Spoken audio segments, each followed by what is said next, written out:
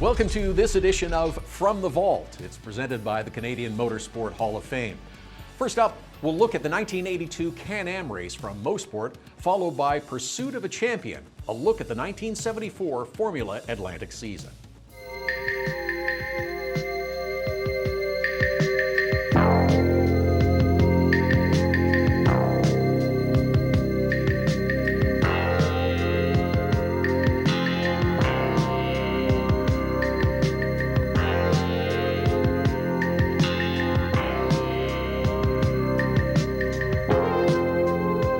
The Can-Am Racing Series spans the North American continent. It is sprint racing in its purest form.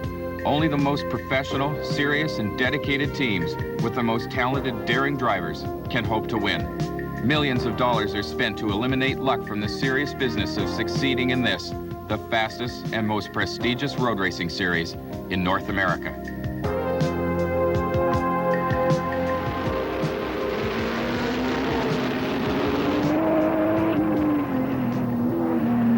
We're just moments away now from the start of the Labatt's Blue Can-Am here at Mosport. It's the fastest field in Can-Am history here at this track. The cars are now out on their pace lap, being led by Al Holbert and Al Unser Jr. Both drivers shattered the track record during qualifying. They're coming down for the start.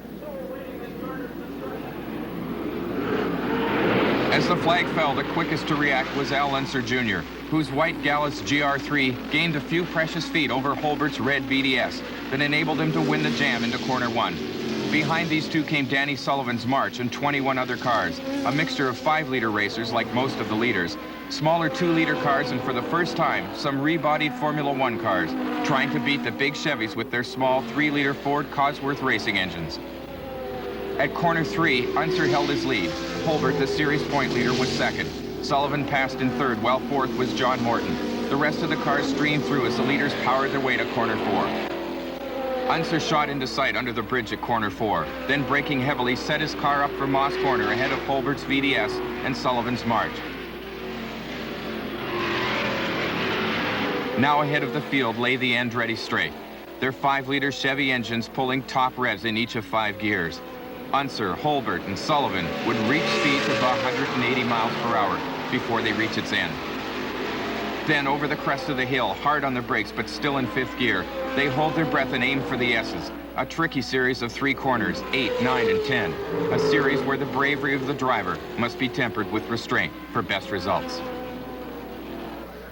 At the end of the first of 60 laps, Unser's car continued to lead Holbert's VDS, a car which last year had carried Jeff Brabham to the Can-Am Championship. This season, the 22-year-old Unser has been a revelation. His first year in the series started with a debut win, and since then he has driven fast and aggressively, with a maturity beyond his experience and age. The drivers behind him, Holbert and Sullivan, have a great deal more to lose than little Al. But here at Mosport, there was still a long way to go.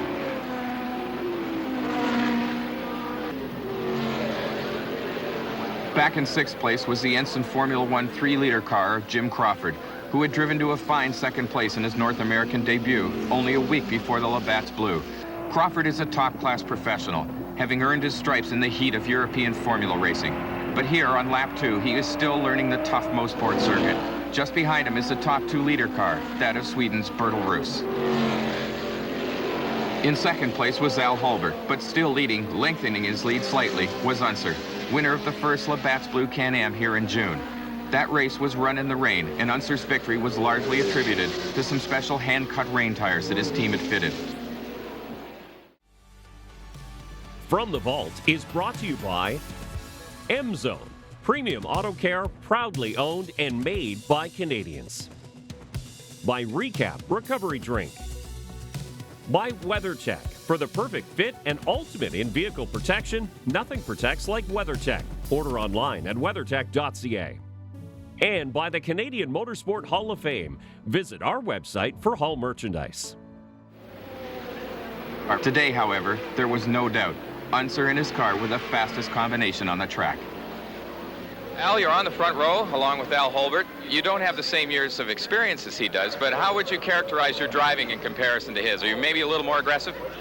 Oh, I wouldn't say that. Al's pretty aggressive. You know, we both have really good equipment, and it's going to be a toss-up between the two. Now, what about the comparison of your cars? Can you stay with him? Do you have the same power advantage? Oh yeah, I think they're pretty equal. He has a little bit more straightaway than I do, but I have a little bit more cornering than he does, so it comes out basically equal. First into the pits was John Morton. The 5-liter cars, like Morton's, must pit for fuel twice during the race, while the smaller 2- and 3-liter cars can, under some circumstances, complete the race without stopping. The Newman team watched expectantly as their driver Danny Sullivan approached and passed the pit. Sullivan is a highly experienced driver, one ideal to ask the perennial question. What percentage of it do you think is car and what percentage is driver? Well, I think when you get more to the top echelons of it, the drivers are all pretty much the same. It's just a matter of sorting out your car and getting it balanced and working right on that particular weekend and at that particular track. And I think, but all the drivers, I think that if you, for example, switched the Al's around and we all played musical chairs and changed cars, it'd all be about the same, you know. And they're both super competitive, and then obviously it changes as it goes down through the field, because I know that there are some cars that if one of us got in and drove would be faster than the other guy, but you know, everybody's out there trying and giving it their best shot. So Now lapping slower cars, Unser still led. Only in Can-Am do drivers have the opportunity of competing on road racing circuits in cars with such power as these. Those who can succeed are naturals to progress to Formula One. No doubt these drivers hope to follow in the footsteps of Alan Jones, Teo Fabi, and KK Rosberg. Hot on Unser's tail was the series leader Holbert rounding Moss Corner, desperate to keep Unser in sight. Holbert poured it on, leaving the hairpin, but overdoing it, his car spun through 180 degrees just out of our sight. As yet unaware of the drama just behind him, Unser accelerated up the Andretti straight, his concentration fixed on the track ahead and the slower cars which must be passed on the way to the flag. Behind, Sullivan had capitalized on Holbert's misfortune, moving up into second place. With a fine recovery, Al Holbert had kept going and was only just feet behind the Newman racing car. The race was hotting up.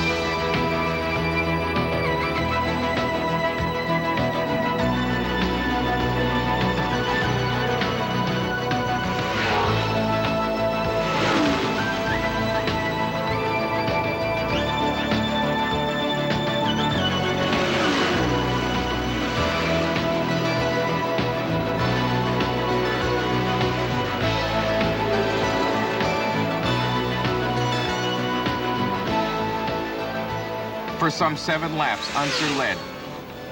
Well behind, Sullivan stayed just ahead of the pursuing Holbert, who then came into the pits.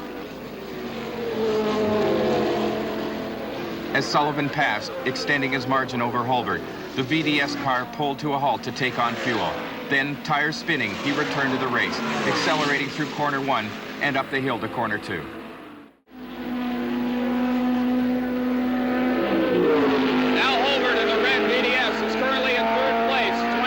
Into the race here at Mosport. Coming over the crest of the hill at corner 2, Al Holbert says is one of the most scary experiences in North American racing.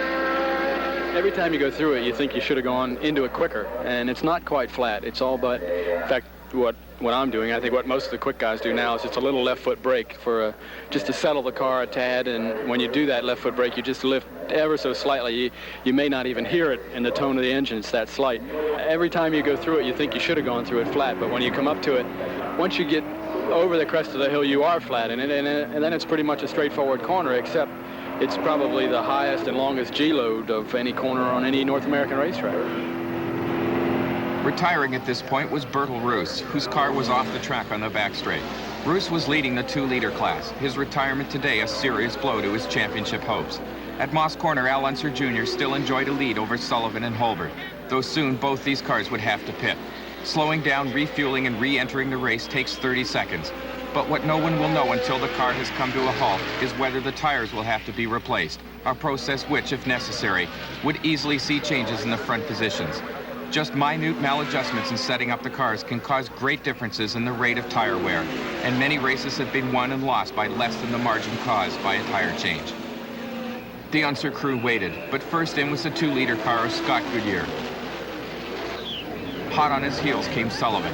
Paul Newman's Budweiser team, led by Barry Green, are among the best in the business. They sprang into action as Sullivan's car came to a halt. Fuel gushed in. The tires were checked and found okay. Sullivan rejoined the race in a cloud of smoke without losing his advantage over Holbert.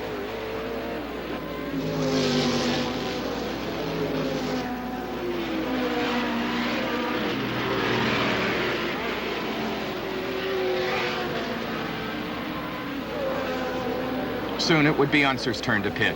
His crew too are experienced, efficient, and well-rehearsed in the art of getting their star driver back into the race in the minimum time.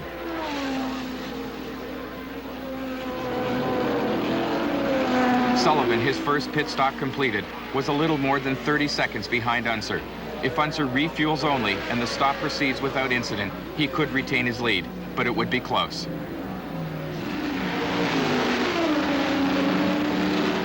It was a perfect pit stop. Unser was only stationary for 5 seconds, and Sullivan, though closer, was still behind, some 15 seconds in arrears. Following was Holbert, ready to take advantage of the slightest mistake Sullivan or his crew might make. Unser still enjoyed a lead, but not one which would have allowed him to relax in the slightest.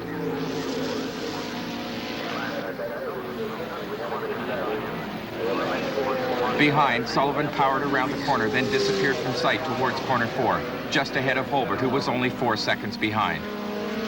Unser was by then at the hairpin, a corner with a famous history. This is corner 5 at Mosport. It's better known as Moss Corner, named after the legendary Sterling Moss, who designed this portion of the track. He changed it from one very tight 180-degree turn into 2 90-degree corners. It's one of the few places on the track where the Can-Am drivers are able to pass. They come under the bridge, hit through corner 4 at about 140 miles per hour. Then they climb all over the brakes, and it's while they're under braking that they can pass another car coming into this very tight section of the course. They're flat out in 5th gear, down the hill. You've got to hit the brakes very hard for the little rise at the beginning, and then you've got to stop again just after it for the hairpin corner. And my car goes very light over the first bit, and it's all in the air and it's all sideways, and I've got to stop it then a little bit more to get onto the straight. That's the most exciting one for me anyway. Up the back straight, Crawford had fought his way into 4th place, still learning the subtleties of a fast lap at Mosport, but he was discovering that the power disadvantage of his 3-liter car had not been sufficiently offset by its lighter weight. One of Crawford's sponsors is a company that manufactures carbon fiber, a super strong featherweight material which has a special use in racing. With Unser still leading, Danny Sullivan was in 2nd, with Al Holbert closing in 3rd place.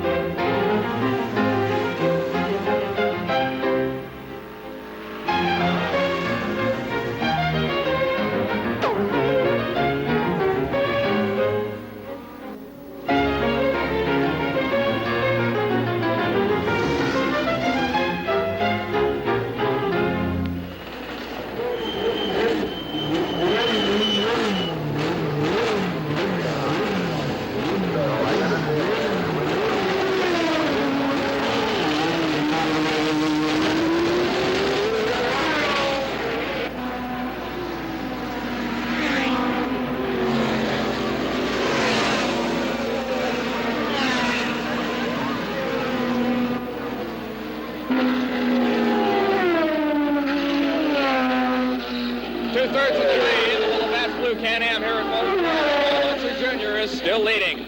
As he crests the hill here at turn 7, he's hoping and praying that nothing will break on the car, which could cause a disastrous accident at 180 miles per hour. An accident exactly like the one his father had in this very same place just a few years ago. Miraculously, Al Unser Sr. walked away from that terrifying crash in 1978, which had been caused by a suspension failure. But today at Mosport, drama was building. The second rash of pit stops were nearly due, and Sullivan now had a lead over the tenacious Holbert of only slightly more than a second.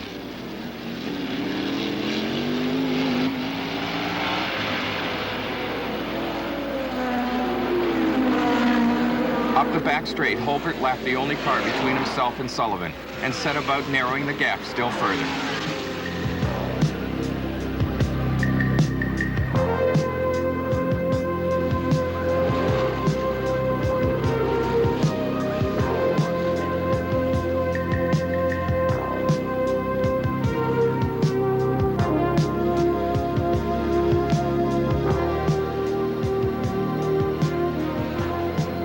Corner 5, Jim Crawford, lapping the slower 2-liter cars, was himself about to be lapped by the race leader.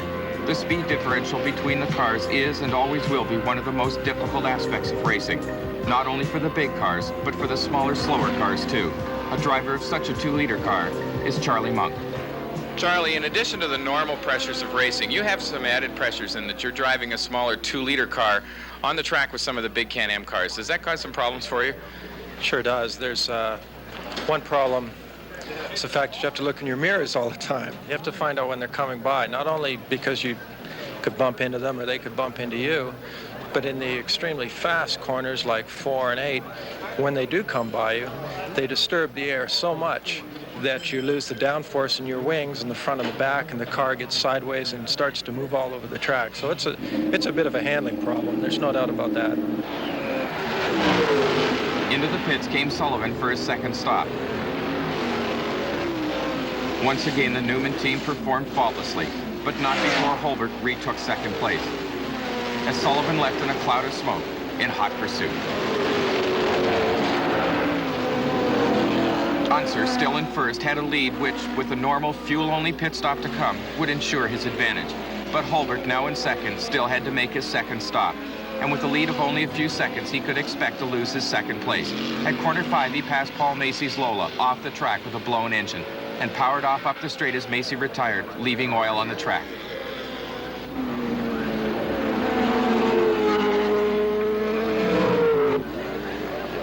Holbert left the track and entered the pits as Sullivan, hot on his heels, appeared.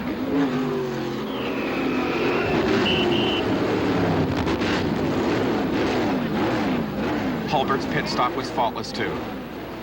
But as he left and re-entered the race, Sullivan passed, retaking second spot.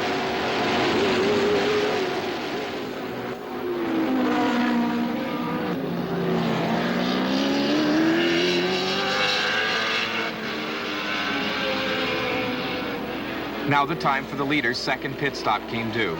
Once this hurdle was overcome, Unser would have a clear run to the checkered flag.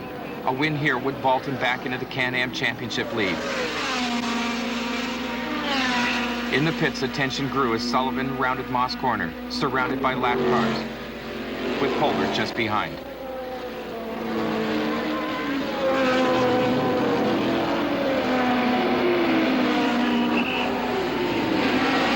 In the pits, Unser played his part, coming to a halt at exactly the right place. As the crew refueled the Gallus car, Unser kept the engine running, thinking no doubt of Sullivan's charge up the back straight. But he was back in the race before Sullivan had appeared at corner 8.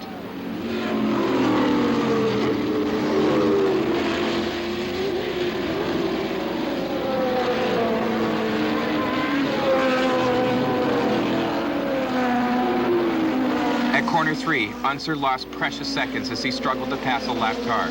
But at this stage of the race, with the lead he now enjoyed, caution had become the byword. Only mechanical problems or foolishness could now keep him from victory.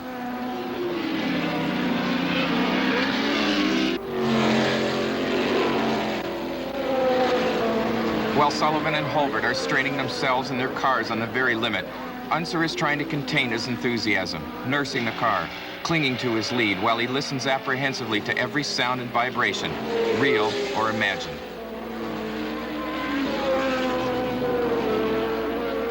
With just a few laps remaining in the Can-Am here at Mosport, Danny Sullivan has a second place position, but he knows that a mistake in these technically very difficult corners known as the S's could cost him second place prize money.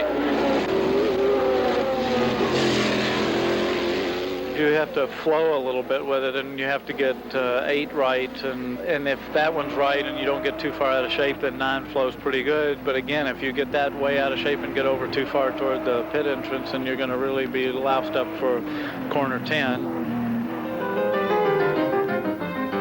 With 1 lap to go, Holbert was breathing Sullivan's exhaust into corner 1, while Unser, already at corner 3, continued in the lead.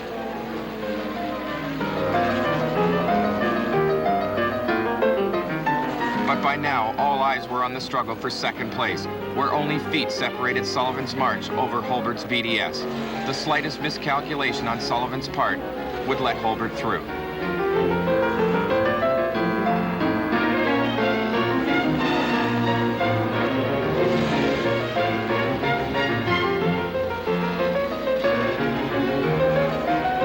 Into corner 5, Sullivan and Holbert were still together, less than a car's length apart. Then, as they accelerated out of Moss Corner, Holbert made his move, trying to outpower Sullivan and pass him on the outside. But there was no room. With a cloud of dust and a banging of fenders, Sullivan shut the door. Holbert lost vital feet, but he had not given up, powering up the straight in pursuit of Sullivan. At the line, Unser took the win, a deserved victory for a faultless performance. While in Sullivan's pit, the crew waited, watching to see who would come into sight first. Their jubilation told the whole story, and Sullivan took second spot, while Holbert, in a desperate attempt to pass, had spun out at corner 10. He kept his motor running and took third spot. In Unser's pit, jubilation. Congratulations for a job well done. Luck had been with him, but in racing, luck follows those who earn it. Unser's win took him back into the Can-Am Championship lead, and incidentally, made him richer by $24,000.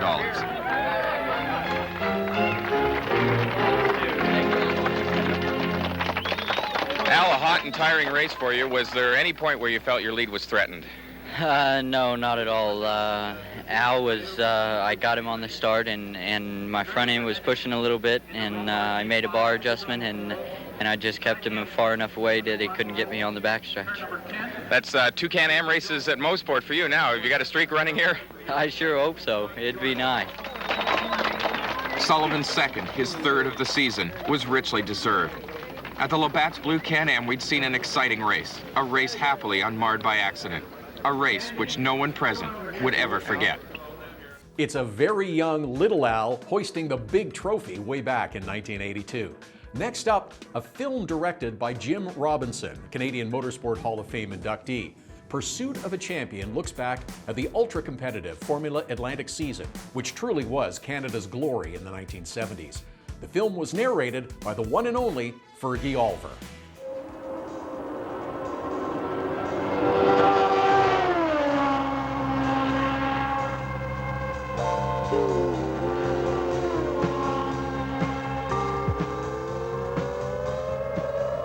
The echoing wail and bark of finely tuned engines signals another Canadian motor racing season.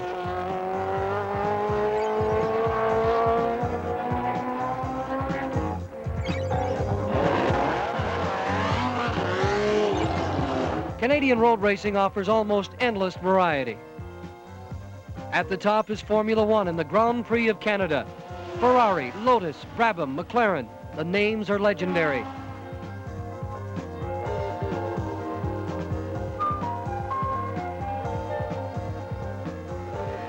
Although less expensive than Formula One, Formula 5000 also offers an international cast of drivers and cars and plenty of thrills.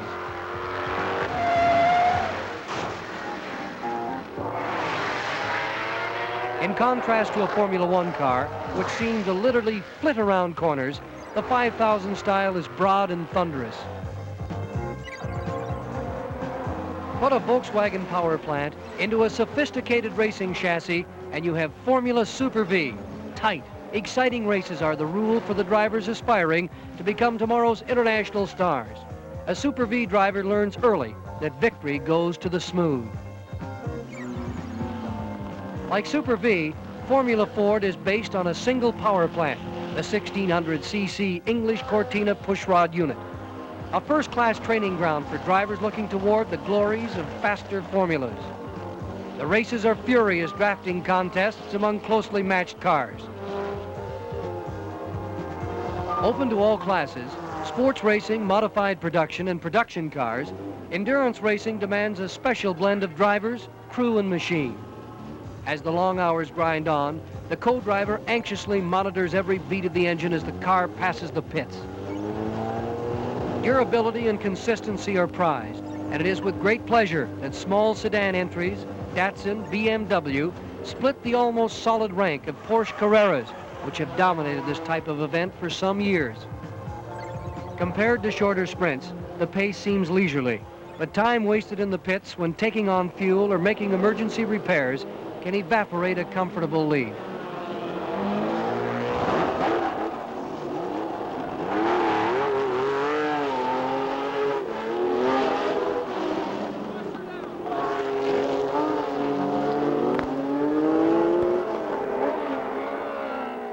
Formula Atlantic is the car in which the driving championship of Canada is decided. Its 968 pounds is kicked along by a 1600cc 4-valve VDA engine, delivering 230 horsepower. With the right gearing, it can hit 165 miles per hour.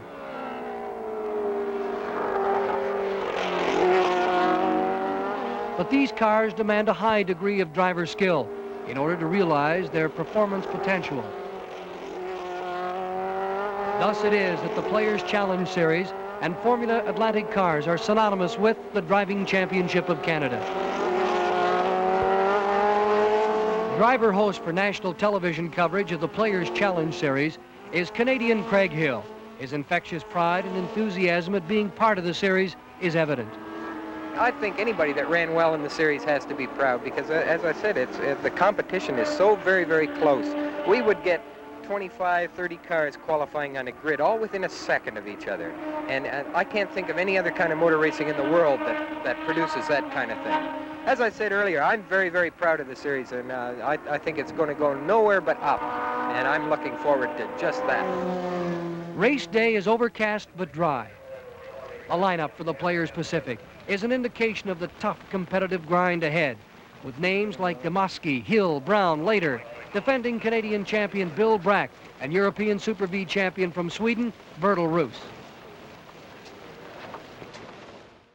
Wink Bancroft, who won the pole position, failed to start the pace lap with the others. He now attempts to weave his blue and yellow chevron back to the front row position. Bill Brack of Toronto is 7th fastest in his crusty Lotus, a 5-year-old car that started life as a Formula 3 machine. Although extensively modified, it is long in the tooth, and the question of the day is, can he repeat?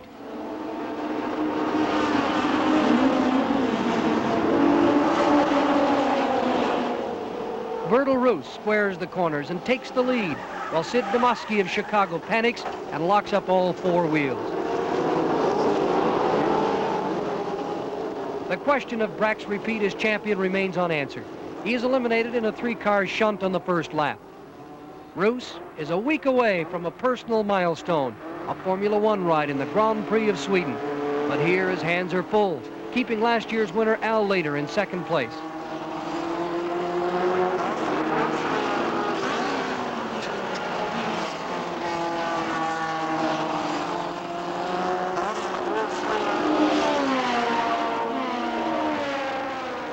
The rookies are making a show of it early in the Players Pacific as Dave Morris and number 13, Gilles Villeneuve, battle with the veterans. Chris O'Brien, Save the Seal Special, leaves the course in spectacular fashion. Leader Bertil Roos locks up his wheels. An earlier shunt damaged his rear brakes and he parks the Chevron with an overcooked engine. Al Later, number 75, takes over first place. Craig Hill's sure 2nd place ends in near disaster. I was pushing hard and gaining time on Al Later when my rear wing came loose at about 140 miles per hour. The car became airborne and impossible to maneuver, and that isn't something I ever want to do again. Driving smoothly and faultlessly, Later has a commanding lead and wraps up his 2nd consecutive Players Pacific victory. The veteran Bobby Brown is 2nd in a march. French-Canadian rookie Gilles Villeneuve, a Formula Ford graduate and World Unlimited snowmobile champion, finished 3rd, an impressive start for the talented Quebecer. This was to be Later's only race as he accomplished what he set out to do, to become the Players Pacific champion. Edmonton International Speedway is the host for the Players Alberta. This high-revving track is a combination drag strip and road course that will find the Formula Atlantic tacks dipping constantly into the red. Driver's rule for the day, set up the aerodynamics, because these cars will reach 150 miles per hour on the straightaway. Bill Brack develops a special strategy on his Crosty STP Lotus, a slim nose and skinny Formula 3 tires. It is a fast field. 10 drivers cracked Craig Hill's 1973 qualifying record, with Bertil Roos leading the way. Brack's strategy pays off, and he jumps into an early lead. Roos, as always, charges, and the race becomes a test of courage and skill.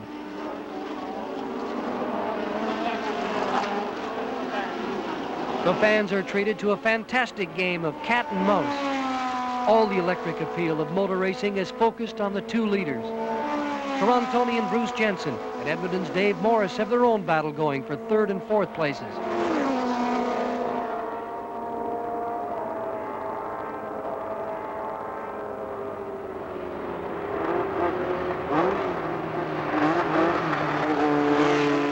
Controversy strikes the Players Alberta.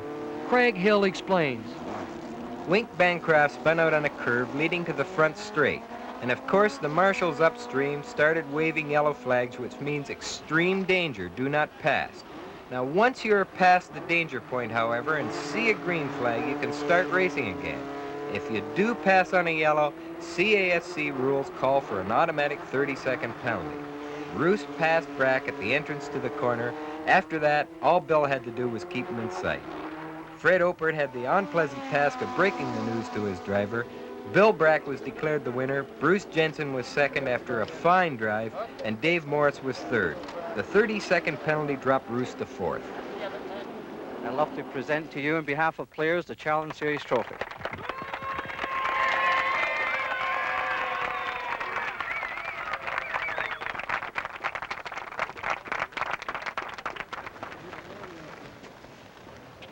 The battle is rejoined in the Players Manitoba at Gimli, where dust, wind, and the broken edges of the track combine to make a driver's life miserable. There are a couple of surprises. I'll say they were, and they were both called Lola, the first Formula Atlantic cars that they had built. They were driven by the trailer engineering team of Bill O'Connor and Tom Klausler. The Players Manitoba sees a wild and spectacular start. Wink Bancroft on the pole again with Bill Brack alongside, leaves some space, and Bobby Brown drives through into the lead. Controversy strikes again when Bertil Roos, charging for the front, clips Bill Brack's red STP special and puts him out of the race.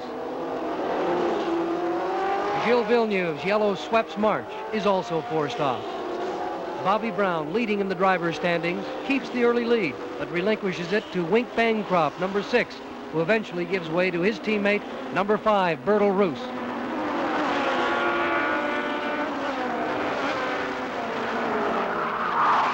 Villeneuve's rear wing came unstuck, and it becomes impossible for him to hold the Schweppes March on the road. The furious pace and tight Gimli course exacts its toll in damage, fatigue, and loss of concentration. Tom Klausler, number 63, patiently works his way to the front, and once there, doesn't allow anyone else to get a foot in the door. Roos gives up after a couple of pit stops to repair the damage to his nose, and Brown gradually drops back with gremlins in the shifter. James King bathes his fast-track Chevron in spectacular fashion. Driving his new Lola, quiet, unassuming Tom Klausler wins the Players Manitoba. For some, the sun shone at the Players Ontario at Mosport Park. For others, like Craig Hill, that dark cloud just wouldn't pass by. A sudden shower drenches Moss Corner, and the pack comes unraveled in a hurry. They sure did. Bobby Brown, in a brand new Chevron, slid off along with Bill O'Connor. Then Chris O'Brien, trying to make up time, arrived on the scene. Both Brown and O'Brien can thank the safety of the monocoque chassis. Neither were hurt. The spot showers continue. Each curve becomes an unknown quantity. Bertil Roos pushes Klausler and shakes him up in the wet and takes the lead.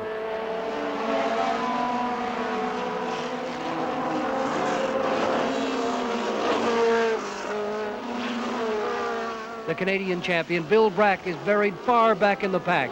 He begins to charge.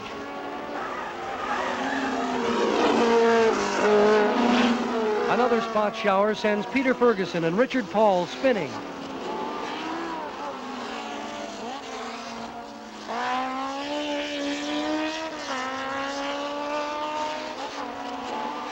Bruce Jensen leaves the road, but is able to motor in for repairs. Brack knows Mosport and runs well in the rain. He passes Klausler's Lola for second. Bertil Roos leads Brack by almost half a minute.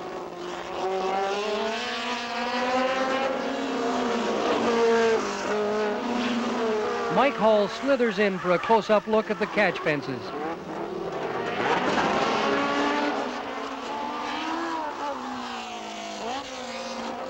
Hall is luckier than Gilles Villeneuve. The promising young driver from Quebec is catapulted into Dave Morris's abandoned car by a shunt with Bruce Jensen. He emerges with a broken leg. Gilles Villeneuve recalls the crash. What I remember is that I was entering corner number 3, and I was on a way to pass Bruce Jensen. I was on his right side, and to me everything was clear. I was inside and nothing in front, and he was like beside me. So I took my corner. I was very much inside, and suddenly I knew it later because the guys told me what happened. But suddenly I found myself in the guardrail.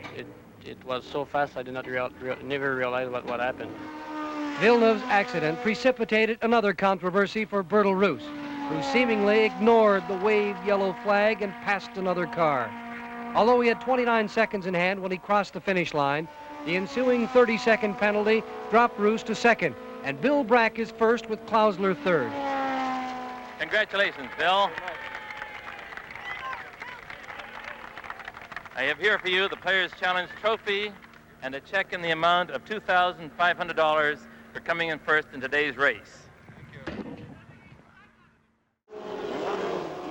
Toronto's Bruce Jensen had shown flashes of winning potential in his new March since the series opened. At Saint-Air in the Players' Quebec, he tops Brack, Roos, and Klausler for the pole. It is a rare thrill for the popular Jensen in his exotic plants march. It doesn't look like Bruce's day. He loses out in the first corner, but runs well up in front.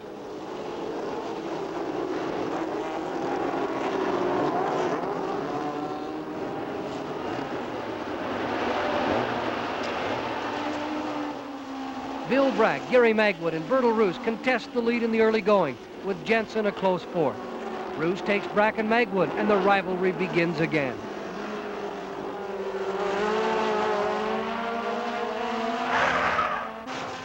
Residue, dragster oil, and concrete walls at the top of the straight bring grief to Gary Magwood in his first race.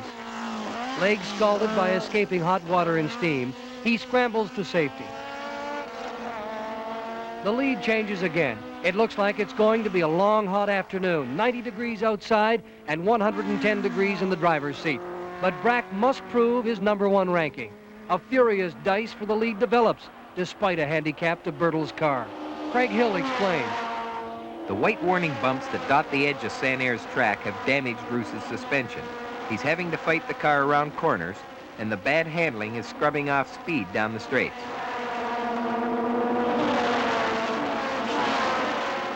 Oil on the front straight demands some spectacular heroics by track marshals. Klausler runs third, seemingly handcuffed by the track in the race. Filling in for the injured Villeneuve, number 13, rookie Dave Loring has a drive shaft let go, putting an end to his fine ride in the Schweppes March. Bill Brack outdrives Roos to win, Klausler third, and perennial sportsman driver Charlie Gibson fourth. The Players' Newfoundland is an added attraction, celebrating the province's 25th anniversary. The course is laid out on the roads surrounding St. John's Confederation Building. Tom Klausler was on the pole with Craig Hill alongside. Klausler won the start by slowing up slightly before the flag was down. And then jumping on the throttle, he was able to break past me and move well into the clear.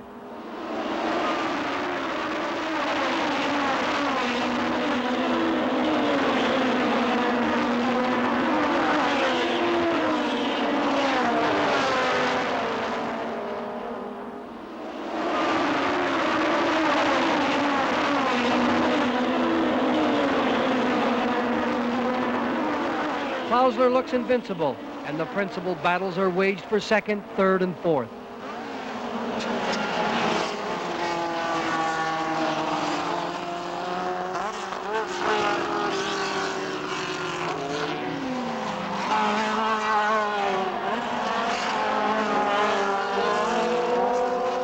Craig Hill has the best crack at Klausler until his gear lever breaks off, and he is reduced to shifting by twisting and jerking the shifter rod. Holmes and Melville, products of the VW Gold Cup Series in the United States, show how effective it is as a driver training ground. Magwood's fuel pump packs up. His new Lola coasts to a stop.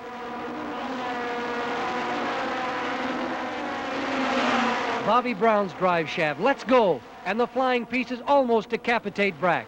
This seems a chronic design problem due to increased torque and wider tires.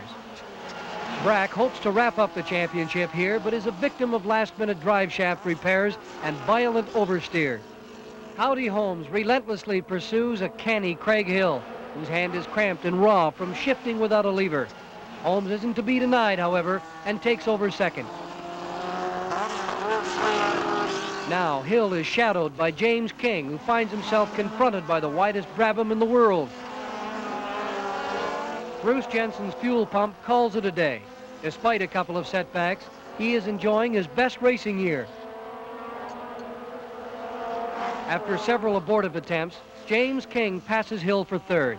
It is King's best performance of the season. Klausler follows him through to lap all the field but two. Klausler's win, worth 30 points, throws the championship standings into a tie.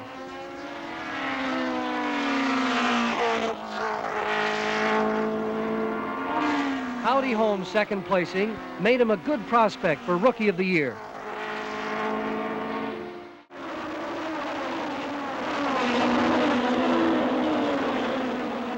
Experience in the wet is an added factor, and here Brack holds a decided edge.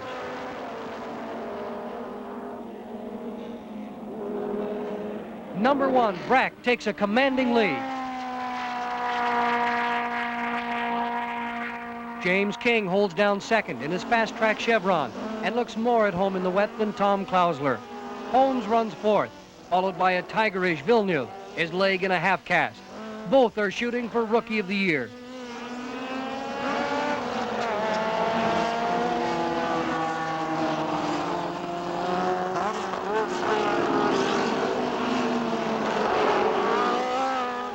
Under constant drizzle, the pits begin to look like a super service station with a half-price sale. It's coming around nice. Craig Hill's engine loses power, a disease that spread rapidly. Looks good.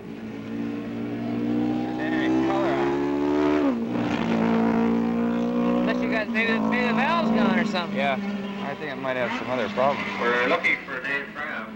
Unless you're loaded, that's one of the other plugs are loaded, but it definitely's gone flat on you. We'll try to find out if Dave... Bill Brack and his Chevron seem weatherproof as he adds to his lead with every lap. Only once before has Tom Klausler raced in the rain, and now it drowns his championship hopes. He fights to hold on to third against a surer and steadier Bobby Brown. The real races are now behind the leader. James King is second place sewn up. He and Magwood tangle with Peter Ferguson and wind up off the course.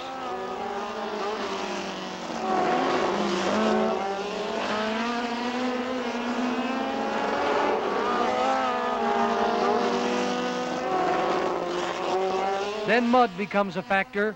Craig Hill explains. The grit sucked into the engines was wearing out the valves. Also, carburetors and radiators were clogging. This was becoming a costly race. Bobby Brown takes over second after a typical steady drive. On the last lap, he waves Brack by for the second time.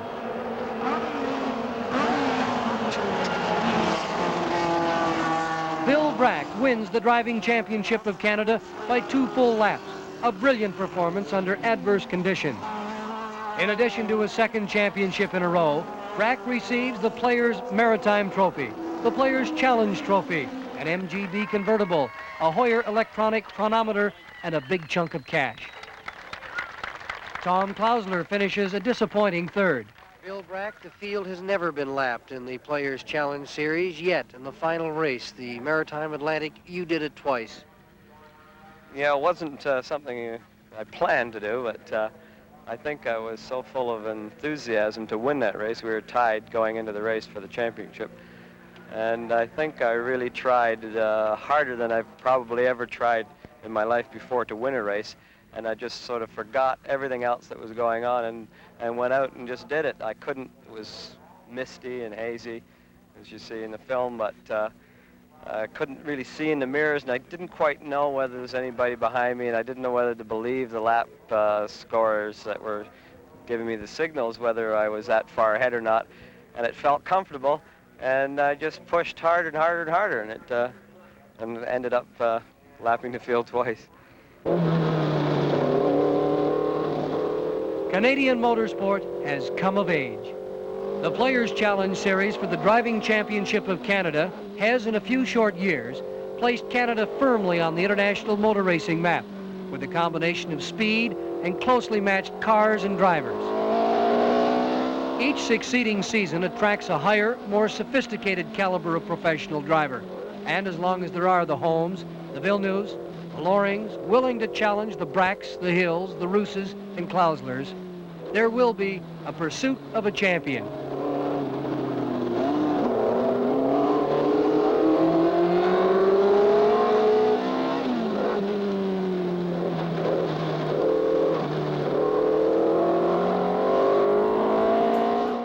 Bill Brack went on to win the championship in 1974. He would be the first ever inductee to the Canadian Motorsport Hall of Fame. Other inductees from that Formula Atlantic season include Craig Hill and Gilles Villeneuve. The Canadian Formula Atlantic Series was where young racers aspiring to go to Formula One racing came to learn how to race an open-wheel car on a variety of tracks. I'm Todd Lewis. Thanks for watching. From the Vault is brought to you by M-Zone. Premium auto care, proudly owned and made by Canadians. By Recap Recovery Drink. By WeatherTech. For the perfect fit and ultimate in-vehicle protection, nothing protects like WeatherTech. Order online at weathertech.ca. And by the Canadian Motorsport Hall of Fame. Visit our website for hall merchandise.